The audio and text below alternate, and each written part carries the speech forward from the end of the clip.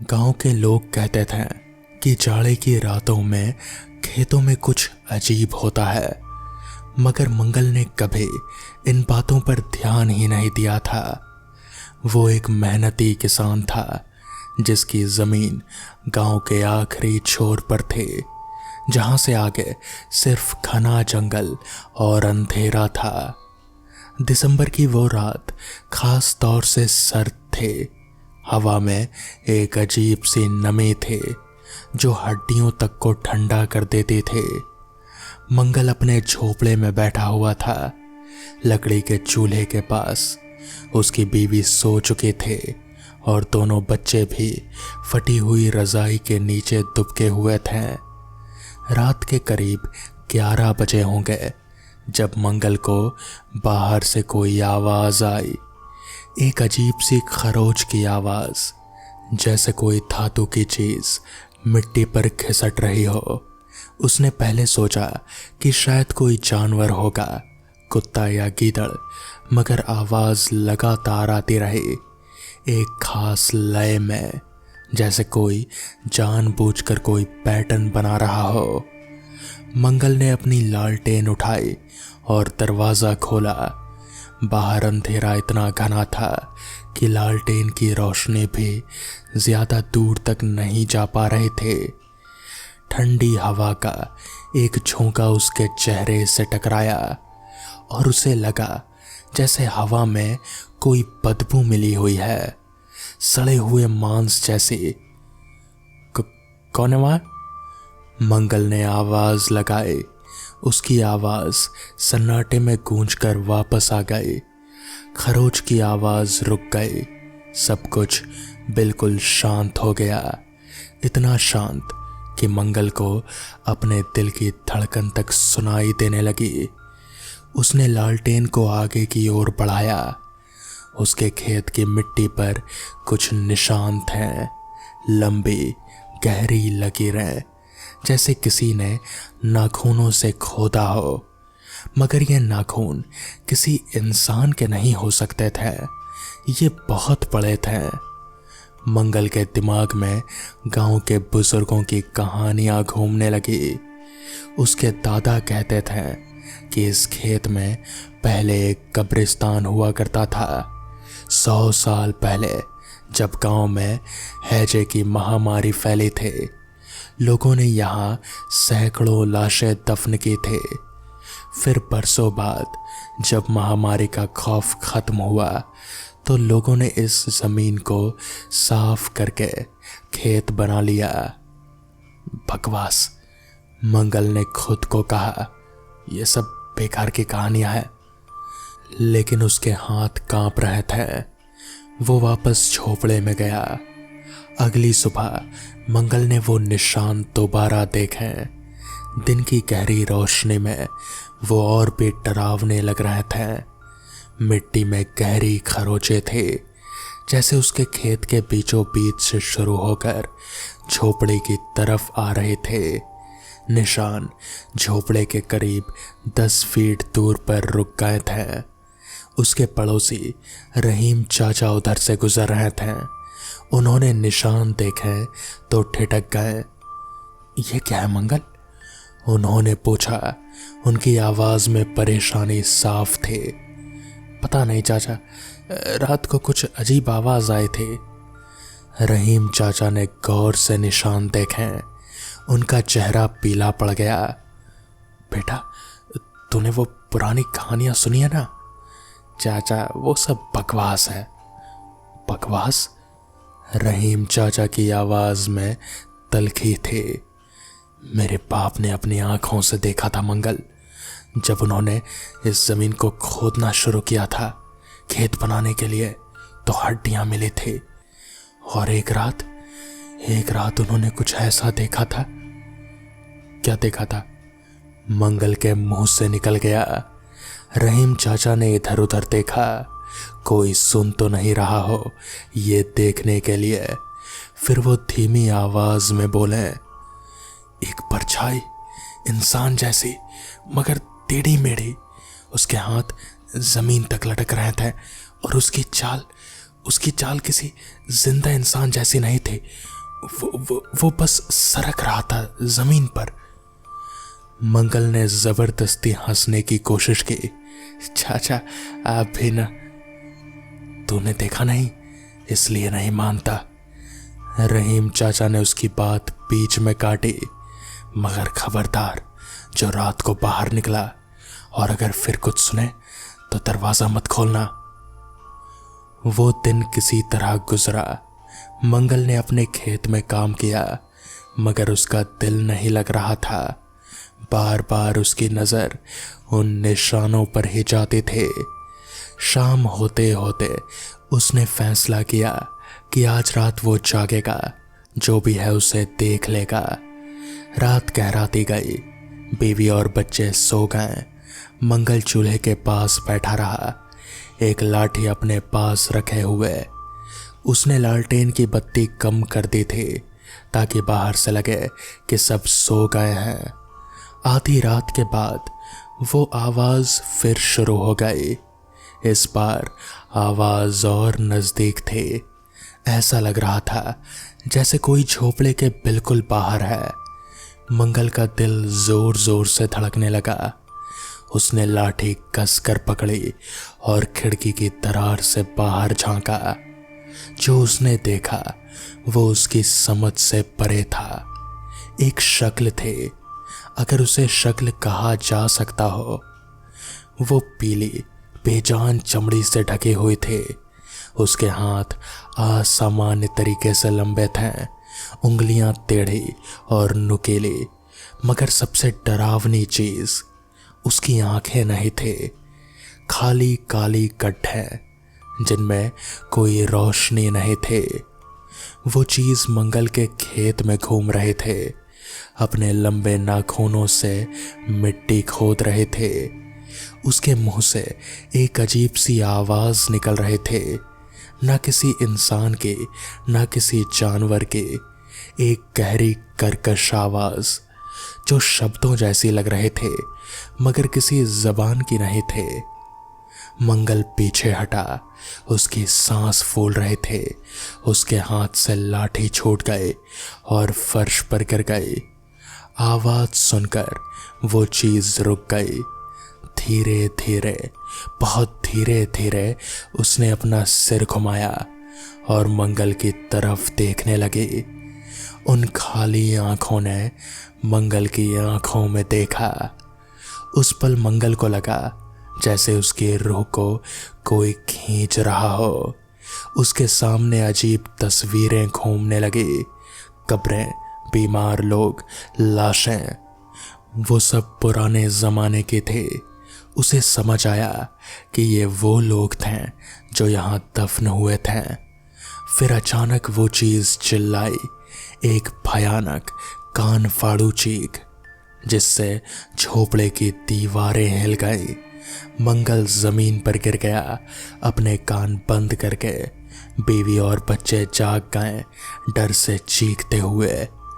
जब मंगल ने हिम्मत करके दोबारा देखा तो वो जा चुके थे, सिर्फ उसकी बदबू बाकी थी।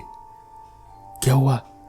उसकी बीवी ने पूछा, बच्चों को सीने से चिपकाते हुए। मंगल कुछ नहीं बोल सका, उसके होंठ कांप रहे थे। आखिरकार उसने कहा, कुछ नहीं, जानवर होगा। मगर उसकी बीवी की आंखों में उसने अपना झूठ पढ़ लिया। अगली सुबह मंगल सीधा गांव के सबसे बुजुर्ग शख्स हाजी साहब के पास गया। हाजी साहब 90 साल के थे और गांव के हर राज से वाकिफ थे। हाजी साहब, मुझे सच बताइए, मंगल ने कहा। मेरे खेत में क्या है? हाजी साहब ने लंबी सांस ली। बैठ जा बेटा और सुन ध्यान से। उन्होंने कहानी शुरू की। हाजी साहब के मुताबिक जब मैं छोटा था तब इस गांव में एक औरत रहती थी। उसका नाम रुकया था। वो बहुत खूबसूरत थी मगर उसकी किस्मत में कुछ और लिखा था। महामारी के दौरान उसका पूरा परिवार मर गया। उसका शौहर, उसके 3 बच्चे, उसके माँ बाप 1 हफ्ते में सब खत्म हो गए। हाजी साहब रुके, उनकी आंखों में दर्द था। रुकिया पागल हो गई। वो कब्रिस्तान में जाकर बैठ गई और कहा कि जब तक उसका परिवार वापस नहीं आएगा वो वहां से नहीं हिलेगी। लोगों ने समझाया मगर वो नहीं मानी। फिर एक रात उसने कुछ किया, कुछ ऐसा जो इंसान को नहीं करना चाहिए। उसने अपने परिवार की कब्रें खोदी और अपने मरे हुए बच्चे को गोद में लिया। लोग कहते हैं कि उसने कोई पुरानी काली किताब पढ़ी थी जिसमें मुर्दों को जिंदा करने का तरीका लिखा था। मंगल के रोंगटे खड़े हो गए और फिर वो गायब हो गई। लोगों ने उसे ढूंढा मगर कभी नहीं मिली। मगर उसके बाद से जो भी उस कब्रिस्तान के पास गया उसने अजीब चीजें देखी, परछाइयां, आवाजें, खून के निशान। आखिरकार गांव वालों ने फैसला किया कि वो जगह श्रापित है। उन्होंने सारी कब्रें मिट्टी से भर दी और ऊपर खेत बना दिया। सोचा कि शायद इससे वो आत्माएं शांत हो जाएगी, मगर हुआ उसका उल्टा। हाजी साहब ने कहा रुकिया की रूह यहीं भटकती रही और वो अपने परिवार को ढूंढती है। वो सोचती है कि वो इस मिट्टी में कहीं दफन है। तो अब क्या करूं? मंगल ने पूछा। उसकी आवाज में डर साफ था। हाजी साहब ने एक पुराना मैला कपड़े में लिपटा कुछ निकाला।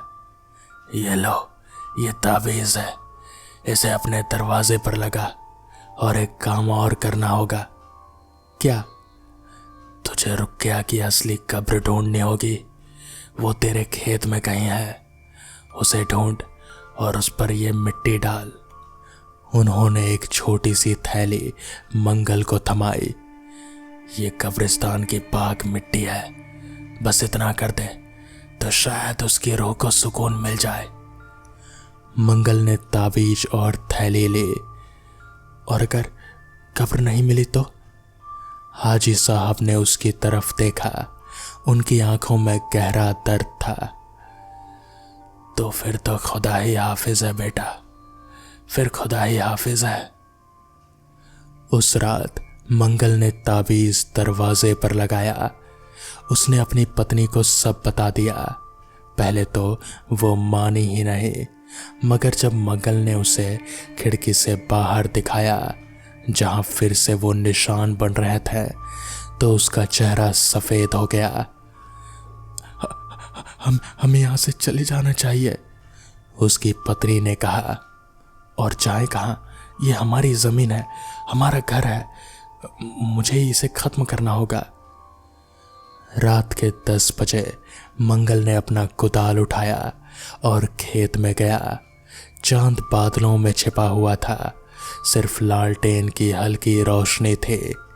उसने खोदना शुरू किया उन जगहों पर जहां निशान सबसे ज्यादा थे। 1 घंटा गुजरा, 2 घंटे गुजरे। मंगल का पूरा बदन पसीने से तर हो गया था, बावजूद इसके कि ठंड बहुत थी। फिर आधी रात के बाद उसके कुदाल ने कुछ सख्त चीज छुई। मंगल ने तेजी से मिट्टी हटाई। वहां एक पुराना ताबूत था, लकड़ी का, जो सड़कर लगभग मिट्टी में मिल गया था। उसने और खोदा। ताबूत का ढक्कन टूटा हुआ था। अंदर एक कंकाल था, मगर ये कोई आम कंकाल नहीं था। इसकी उंगलियां असामान्य रूप से लंबी थे और खोपड़ी के अंदर एक अजीब सी दरार थी, जैसे किसी ने जबरदस्ती तोड़ा हो। मंगल को समझ आया ये रुकिया की कब्र थे। उसने कांपते हाथों से थैली निकाली और मिट्टी कंकाल पर डालने लगा। जैसे ही मिट्टी ने हड्डियों को छुआ, एक तेज रोशनी निकली। मंगल ने अपनी आंखें बंद कर ली। फिर उसे एक आवाज सुनाई दी, एक औरत की आवाज, धीमी और दर्द भरी, जैसे कोई शुक्रिया बोल रहा हो। जब मंगल ने आंखें खोली तो वहां एक औरत की धुंधली परछाई खड़ी थी। वो रो रहे थे, मगर उसके चेहरे पर एक शांति थी। धीरे धीरे वो परछाई हल्की होती गई और गायब हो गई। अगली सुबह जब मंगल उठा तो बाहर सूरज निकल रहा था। पहली बार कई दिनों में खेत शांत लग रहा था। वो बदबू गायब थे। वो डरावना एहसास खत्म हो गया था। उसने कब्र को दोबारा भर दिया और ऊपर कुछ फूल लगा दिए। रहीम चाचा आए और देखकर मुस्कुराए। अच्छा किया बेटा, तूने एक भटकी हुई रूह को सुकून दिया। मंगल ने उनकी तरफ देखा। चाचा, क्या सच में वो औरत अपने बच्चों को ढूंढ रही थी? हाँ बेटा, मोहब्बत इंसान को अजीब चीजें करवाती है, जिंदगी में भी और मौत के बाद भी। उस दिन से मंगल के खेत में फिर कभी कुछ भी अजीब नहीं हुआ। मगर कभी कभी जाड़े की रातों में जब हवा चलती है तो उसे लगता है जैसे कोई धीमी आवाज आ रही है। एक माँ की आवाज जो अपने बच्चों को लोरी सुना रही है। और हर साल उस जगह पर जहां रुकिया की कब्र है, बिना किसी की देखभाल के सफेद फूल खिल जाते हैं। गांव के लोग कहते हैं कि ये उसकी आत्मा का इशारा है कि आखिरकार उसे सुकून मिल गया है। मगर मंगल जानता है कि कुछ चीजें कभी पूरी तरह खत्म नहीं होती। वो यादें, वो दर्द, वो रातें, वो हमेशा उसके साथ रहेंगे। हर बार वो जब अपने खेत में काम करता है तो उसे याद आता है कि इस मिट्टी के नीचे क्या दफन है। और कभी कभी जब रात बहुत अंधेरी होती है और हवा बिल्कुल शांत, तो वो फिर से सुनता है वो खरोंच की आवाज, बहुत दूर, बहुत हल्की। मगर अब वो नहीं डरता, क्योंकि अब वो जान चुका है कि कुछ आत्माएं सिर्फ याद किए जाने के लिए भटकती हैं। और जब तक कोई उन्हें याद रखता है तब तक वो पूरी तरह गायब नहीं होती। मंगल हर पूर्णिमा की रात उस कब्र पर एक दिया जलाता है। गांव के लोग उसे पागल कहते हैं, मगर वो परवाह नहीं करता। वो जानता है कि कुछ कर्ज सिर्फ इसी जिंदगी में नहीं, मौत के बाद भी चुकाने पड़ते हैं। और इस तरह एक छोटे से गांव में एक किसान और एक भटकी हुई रूह के बीच एक अजीब रिश्ता बन गया। ना दोस्ती, ना दुश्मनी, बस एक समझ, एक एहसास कि इस दुनिया में कुछ चीजें हमारी समझ से परे हैं। और शायद, बस शायद, यही सबसे बड़ा सबक है जो मंगल ने उन डरावनी रातों से सीखा, कि डर और मोहब्बत के बीच की लकीर कभी कभी इतनी पतली होती है कि दिखाई नहीं देती।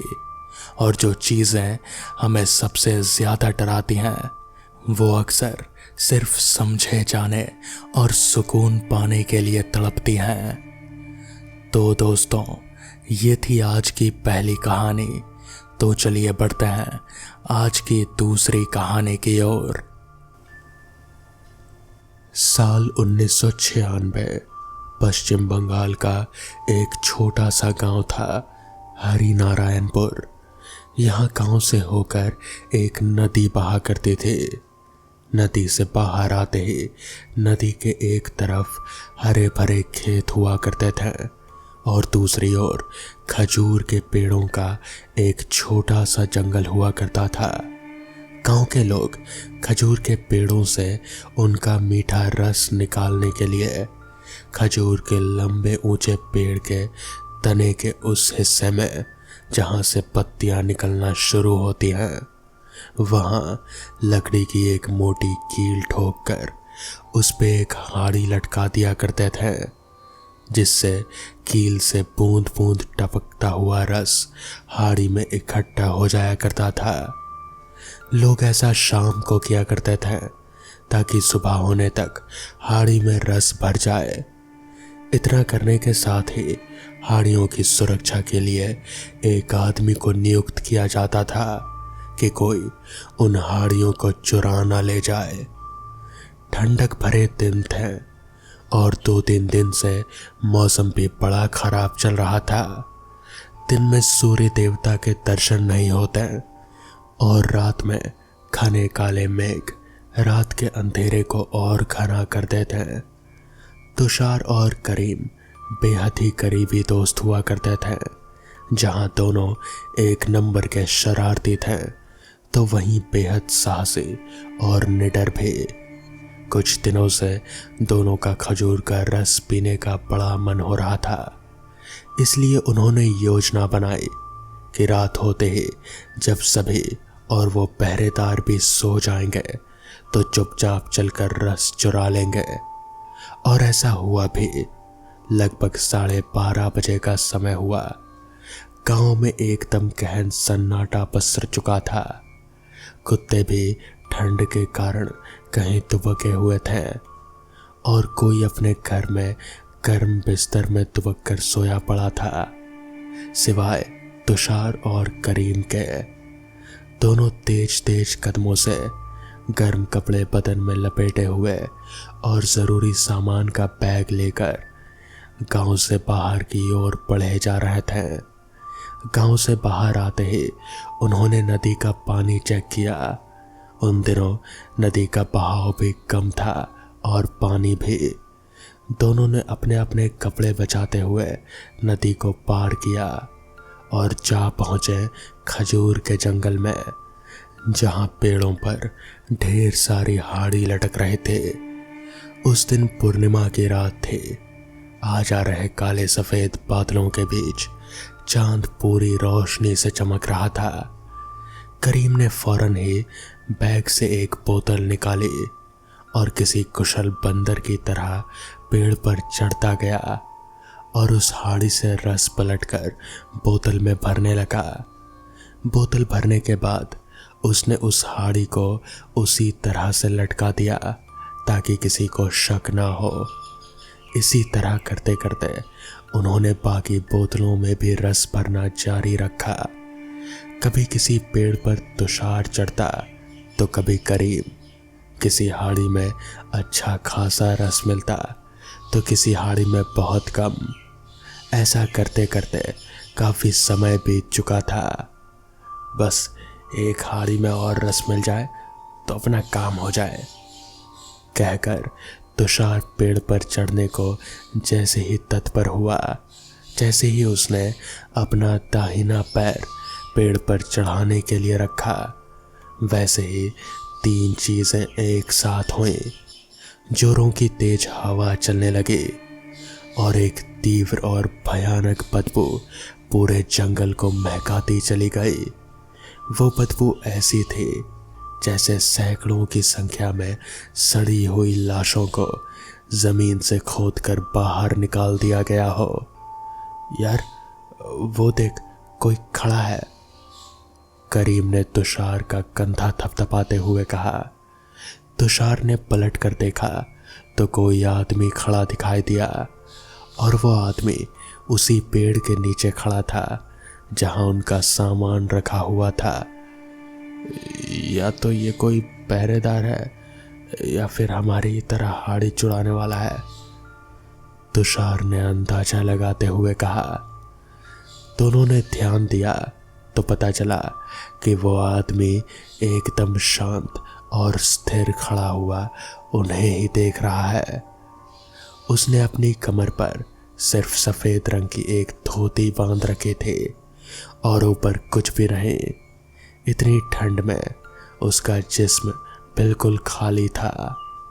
दोनों को काफी हैरानी हुई, लेकिन उस वक्त उन्हें अपने बचाव के अलावा और कुछ कहाँ सूझ रहा था।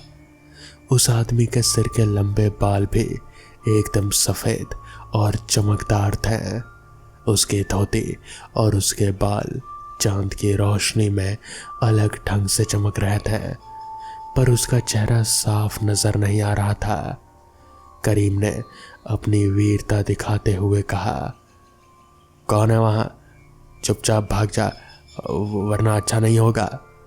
इतना होते ही दोनों हैरान, क्योंकि वो आदमी जस का तस खड़ा था, ना कोई हलचल, ना किसी तरह की कोई प्रतिक्रिया। मैं कहता हूं चला जा यहां से, वरना इस कटारी से चीर कर रख दूंगा। करीम ने पेड़ चीर कर रस निकालने वाली कटारी दिखाते हुए कहा, पर कोई फायदा नहीं। वो आदमी चुपचाप बिना हिले डुले अपनी जगह पर ही बना रहा। तेरी तो साले, करीम ने कटार दिखाते हुए कहा और उसकी ओर दौड़ा ताकि उसे हमलावर होता देख वो आदमी भाग जाए।